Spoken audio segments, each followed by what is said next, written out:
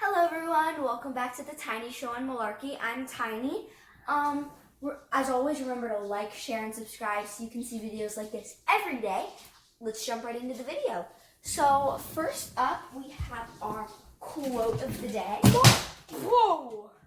So today's national day is Nugget Day and Spinach Day. So there's that. So National Spinach Day is the earliest available record of the spinach plant was found in Chinese, saying that the spinach plant was introduced into China via Nepal. The Queen of France, Catherine de' Medici, was well known to have enjoyed spinach. She served it at every meal. To this day, dishes made with spinach are known as Florentine, reflecting Catherine's birth in Florence. Hashtag National Spinach Day is the perfect day to try one of these many delicious ways to enjoy spinach. It not only tastes good, but it's also incredibly good for you. An excellent source of calcium, folic acid, fiber, protein, calcium, and vitamins A, C, and K. And it is loaded with cancer-fighting antioxidants.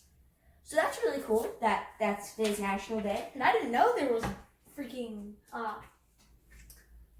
Watch your mouth. Sorry. You kiss your mother with that mouth? Sorry. I didn't know there was vitamin K. Huh. I thought it only went A, B, C, D, and E. Well, we've got a lot to learn. Okay. And today's quote of the day is, "The privilege of a lifetime is being who you are," from Joseph Campbell. That's really nice. The privilege of a lifetime is being who you are. No, being who you are. You are. You are. Sibling love. Oh. All right, pop that back in the crate. And now it's time for our word of the day. Today's word is a word. mouth-watering. So it's an adjective which means looking or smelling delicious, like McDonald's pancakes. I think we can all agree. Oh, yeah. Some word pairs are mouth-watering treat, mouth-watering smell, or mouth-watering recipe. I don't know about you, but like when I look at a recipe, my mouth doesn't water. Like I don't find recipes mouth-watering. Nah. I just don't. Some synonyms are scrumptious, delicious, and tempting. It's used in 0.1% of stories. Really? I thought it'd be And more. here's a sentence from Harry Potter and the Chamber of Secrets that uses mouth-watering. On their last evening, Mrs. Weasley conjured up Conjured. I said conjured. Okay. Up a sumptuous dinner that included all of Harry's favorite things, ending with a mouth-watering treacle pudding. What is treacle pudding? Is it something for the books, or is it a real thing? I don't know. We'll have to Google this. Find out tomorrow. Find out tomorrow if treacle pudding exists and how it tastes. So now it's time to jump into our next segment. Oing! Hello everyone, welcome back to my ASL segment. Remember to like, share, and subscribe. And before we jump into our new letter, which is G, let's review the letters we've already done. Saoirse? First we've got an A, B, C, D. You be able to hold all those? Yeah. I don't think you understand how many we have. E. Put the new one in front. Oh, E. B. Oh, F. And then our new letter, which is G, you bob up your fist and put your thumb right halfway covering your index finger, and then you stick it out forward like this. Kind of like you're making a finger gun, but you're putting your thumb down. So like finger gun? With the safety on. Finger gun, G. Finger gun G. And now, thank you for checking into our my ASL segment. Let's jump right into our next segment. Hello everyone, welcome to the drawing and writing segment of the Tiny Show. So before we jump into our new prompts for today, we're gonna go over yesterday's. So yesterday's prompt for drawing was draw your dream. And so I took it upon myself and I drew my dream. So I drew in the last video I mentioned my gargoyle dream that I had. So that's what I decided to draw. The skin is not colored because I couldn't find my skin colored marker. So there's that. So there's a gargoyle with the key. You have to see what happened in the dream, check into our previous video. Patty, what did you draw for your dream? I can't remember any of my dreams. So, dead mosquito on my chair next to me, and it scared me. That's so I can't remember any of my I need dreams. some water. It's a mosquito in your water. Okay, so I can't remember any of my dreams. So I just drew a tiny little picture of me in my bed dreaming. What are you dreaming about? That was creative. Are you dreaming in the picture? Yeah. What were you dreaming? I was picked something at the top of my head, so I was dreaming I was a king for a reason. Why?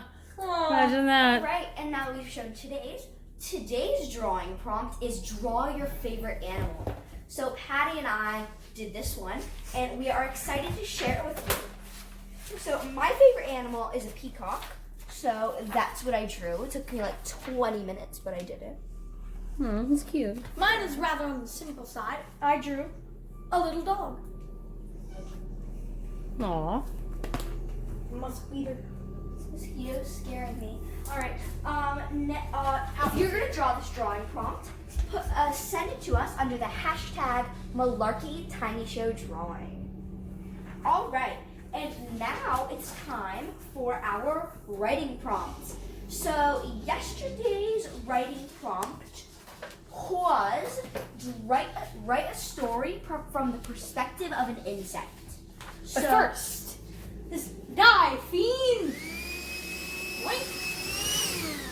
It must have died. Patty saved Saoirse from the dead mosquito. Thank you, Patty. You're a true friend. Oh, shut up. All right. So story from the perspective of an insect. Whoa, that's long. I know, right? Did you do yours? No. You were supposed to. Ah. It was on your homework list for the day. No, it wasn't. It was. I did 2 writing prompts for like today. He did a different writing prompt. I had a different writing prompt. All right. Well, I did my story from the perspective of an insect from yesterday. So here it is. Angelina the ant was a week old, but already working hard with the rest of her colony on the anthill they called home. Scampering with the other ants, she began to rip pieces off of a fallen apple to bring to storage.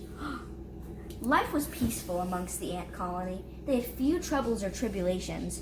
In their simple life of continuously gathering food, they never expected what was to come.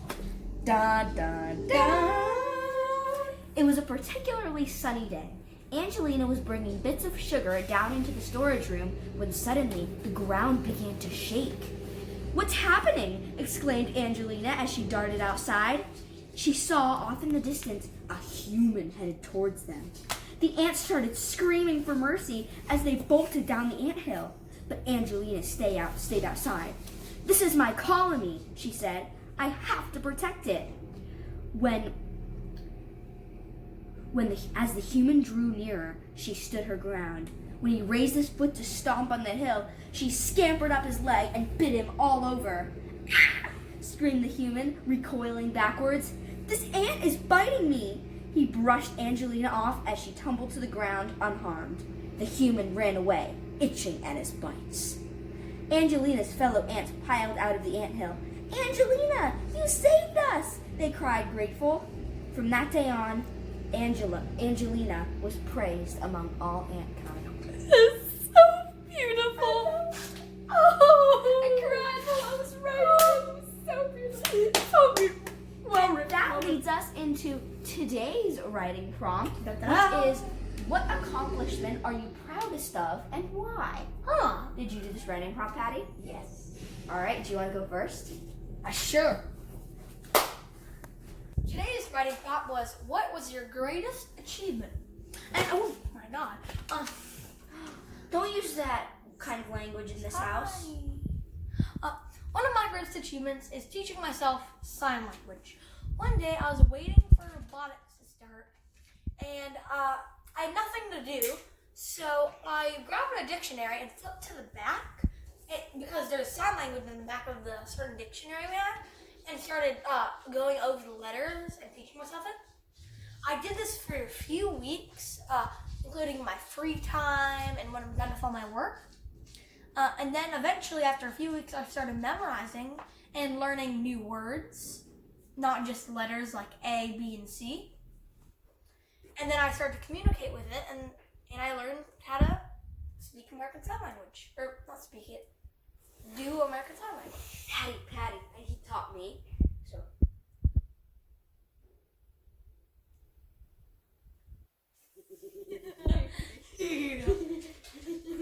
What did you say? I said butts. This means poop. We're so mature. I know, right? And so Patty's 3 years younger than me, so he's working on making his prompts a little longer, right, pal? Yeah. So here's my greatest accomplishment. The accomplishment I am proudest of is the superior rating my friend and I got on our skit at the Thespians State Competition. Allow me to explain. In my Thespians class, everyone prepares an acting or singing piece to take to our district competition. Then the top 7 rated pieces from districts go to states. In the class, not out of it all. My friend and I chose to do an acting duet. We got a superior rating. The ratings go superior, excellent, good, and then fair. And therefore, we moved on to states. We scored a superior at states as well, and only a couple pieces in our troupe scored that high, and it meant a lot to me. So, yeah, that's my greatest achievement. Nice. Yeah. So write your greatest achievement down and share it with us under the hashtag Malarkey Tiny Show writing. See, let's jump right into our next segment. Patty's no longer with us. Someone just rang the doorbell, so we're gonna be right back. We're back. Patty isn't here because he got a blister on his foot and it broke open, and so now he's putting a Band-Aid on it, on his boo-boo. Aw. Patty, do you have a boo-boo? No. He has a boo-boo. Alright, so we're gonna jump right into our state of the day. Tomorrow we're gonna start doing state quarters, so check in for that. See what quarters we have. So Colorado, its capital is Denver. It's been a state since August 1st, 1876. Its state bird is the lark bunting. Its state flower is the Rocky Mountain columbine. Ooh. Oh, Patty. Oh, you're back. How are you doing? I'm in pain. You are? Yes. Yes. We'll get through this. Yeah. With proper medical care, we Yeah. will make you the man you once were. Yeah. Yeah. Yeah. Yeah. Yeah. All right. Dad's on a call, I think. Not anymore. Its nickname is the Centennial State. Ooh. Some little did you knows. 100 years after the signing of the Declaration of Independence, Colorado entered the Union, thus becoming the Centennial State. I don't want to know. I don't know. What's she barking at now? With resorts such as Aspen, Vail, 0%, and Breckenridge, Colorado's Rocky Mountains are a skiiter's mecca. Another source of income is Colorado's varied mineral wealth. Some major resources are zinc, silver, and molybdenum. Allow me. Molybdenum. Its agriculture is sheep, cattle, and sugar beets. And its industries are mining, tourism, meat and dairy, and machinery. So, the flag. So, this flag did get chewed up a little. Why Because we were supposed to do this like a couple of episodes ago, but we couldn't because we lost the flag, and then we found it. Fancy had chewed it up. But it's still there. Flag is a flag. Now it's time for our landmark of the day. All right, today's landmark of the day is St. Peter's Basilica. Ooh. And that is in Vatican City in Italy. Vatican. I can normally say things, guys. Don't worry. It's just right now. Why'd you throw us off? I don't know. So it's the Holy Roman Catholic Church. According to Catholic tradition, the remains of St. Peter lie beneath this church in Vatican City, Italy, in Rome. One of the holiest Christian sites, the basilica is a principal building of the Holy Roman Catholic Church. Wait, didn't you just say it was Catholic? What? It says it's Christian, but then it just said it. But then right there it says it's Catholic. Talk about religion is a topic for another time. It was constructed from 1506 to 1626. Talk about procrastination. And its great dome, rising 394 feet above the floor, was originally designed by Michelangelo. That's all The Ninja Turtle or the person? The artist. The person. Our president of the day is John Adams. Look at those rosy cheeks. His vice president was Thomas Jefferson. His party was Federalist. He represented the state of Massachusetts. All my Massachusetts people, where you at? No, you weren't born in Massachusetts. I was. I know. Stop taking on my shady boy. I have friends in Massachusetts. So they're Well, the I was Massachusetts born squad. there. I was Massachusetts squad! I was born there, so I'm part of the squad. I didn't say you weren't. He was born October 30th in 1735 in Braintree, colony of Massachusetts. He died July 4th, 1826 in Braintree, Massachusetts. Why is everyone dying on the 4th of July? Wait. I think like George Washington died on the 4th of July too. Yeah. His occupations were a farmer, a teacher, and a lawyer. He went to Harvard College, and he was married to Abigail Smith Adams. His facts and achievements: he was a continental congressman. He was a minister to France, Britain, and the Netherlands. He was the first vice president and was the first president to live in the White House. He was the father of the 6th president and died on the 50th anniversary of the Declaration of Independence. That's a full life, man. He succeeded. Let me just tell you You that. say that about every president. Because they did. Are you saying they didn't succeed? No, but like they're presidents, so like duh. And next, you can pause it. All right, so our space fact of the day is Pluto. Not the dog that belongs to Mickey, but the planet. It is the dwarf planet of our sun. It is the second largest dwarf planet in our solar system. Its average distance from the sun is 3.67 billion miles. Its a year on Pluto is 248 years long. Whoa! Its day lasts 6.4 Earth days. So almost a week on Earth just equals 1 day there. Wow. That's crazy. It is 3 moons named Charon, Hydra, and Nix. Factoids. Pluto was once known as the smallest, most distant planet in our solar system, but was recategorized as a dwarf planet.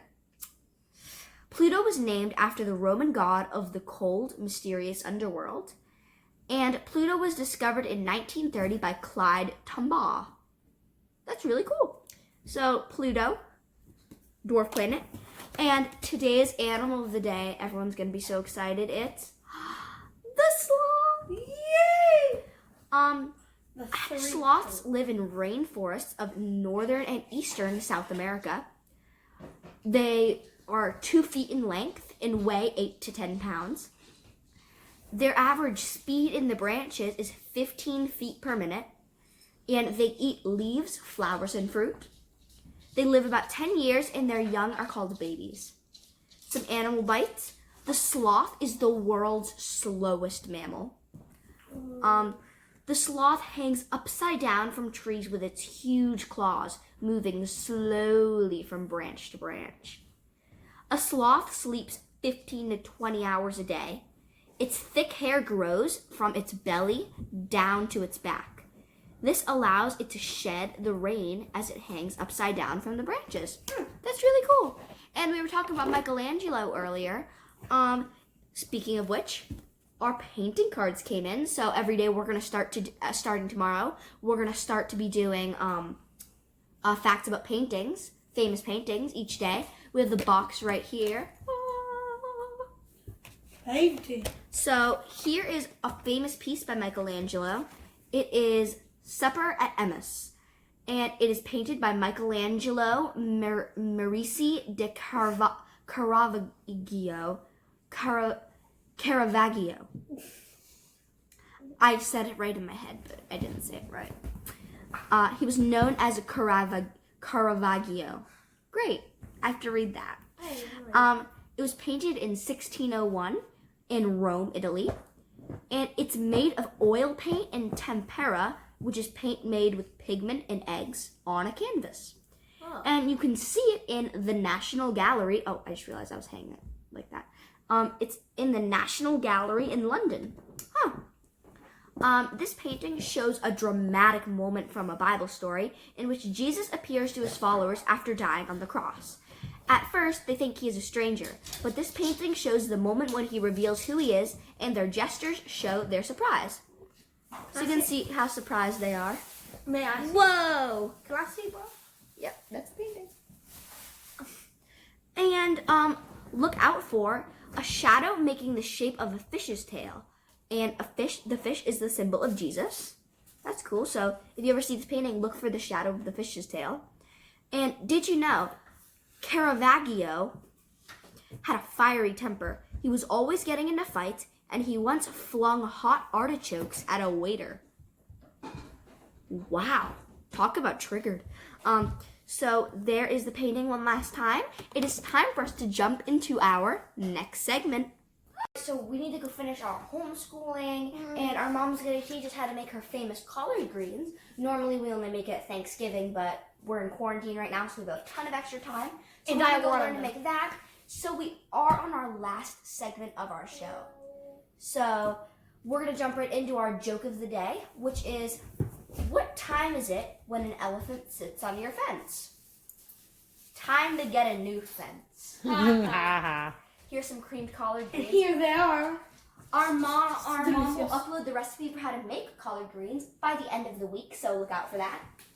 And it's time for our very last thing, the Book of Why. No. All right, so today's Book of Why question, why don't fish in the ocean die of thirst? Marine or ocean fish are constantly drinking to keep their bodies hydrated, but not all that water goes to their bellies. Some of the seawater passes over some special salt-extracting cells in their gills. The rest is swallowed down. A saltwater fish's gills and kidneys work overtime to process all the salt and flush it back into the ocean. Freshwater fish and sharks, meanwhile, don't need to drink water. Water passing over their gills, combined with the chemical makeup of the fluids in their bodies, keeps them hydrated. That's really cool. So I didn't know that.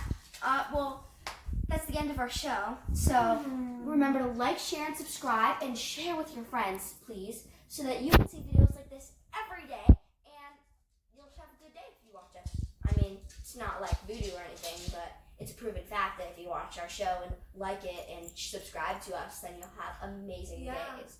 So we'll see you later. Bye. The Tiny Show.